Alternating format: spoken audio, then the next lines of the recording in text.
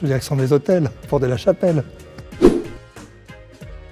J'ai commencé à faire cette activité hôtelière dans les années 80. C'était la Défense, tous ces territoires des Hauts-de-Seine qui étaient extrêmement attractifs et en vue. Donc je me dis, il faut s'intéresser aux territoires où il y aura relativement peu de concurrence. C'était un pari, je pense, qui a été judicieux parce que je dirais en relativement peu de temps, on a ouvert près de 2000 chambres dans ce département. C'était des terrains sur lesquels il y avait des bombardements. Il y avait des usines, je crois, à l'époque, c'était Bata. Ce sont des parcelles qu'on a rachetées et on a dit, on va faire un pari sur la Porte de la Chapelle. Et c'était un pari, je vous parle de ça, c'était fin des années 90. Et là aujourd'hui, quand on va pour la Chapelle, qu'on voit l'aréna, que je vois les choses comme c'est en train d'évoluer, je suis assez heureux.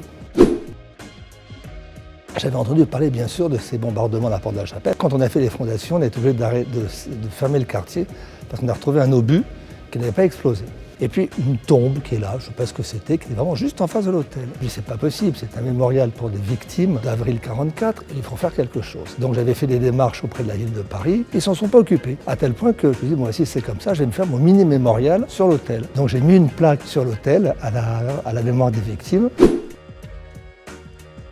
Quand on s'attache à son territoire, forcément on s'attache à son histoire, à son patrimoine, à ses habitants. Quand vous êtes implanté sur un territoire dans lequel vous êtes attaché, où les gens vous ont fait confiance, de leur rendre un petit peu cette affection, cette confiance. Je voudrais mettre un petit peu une pierre à l'édifice et d'être un mécène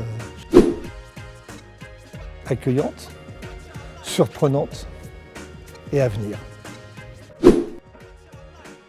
C'est plus qu'une passion, c'est un devoir. Se souvenir de quelque chose, c'est pas forcément de la rancœur. On se souvient de quelque chose parce que ça fait partie de notre histoire, de notre capital historique, même si c'est un capital qui est très dur. Vous voyez tous ces tombeaux des rois de France, voilà, on en parle, ils ont fait la France. Eh bien, ces gens des années 40, ces jeunes qui se sont battus, il y en a eu des milliers, des millions qui sont morts pour notre pays. On ne peut pas dire on n'en parle plus et on les oublie. Je pense qu'il y a un devoir de mémoire pour ceux qui peuvent le faire et doivent le faire. Et moi, tant que je pourrais le faire, je le ferai.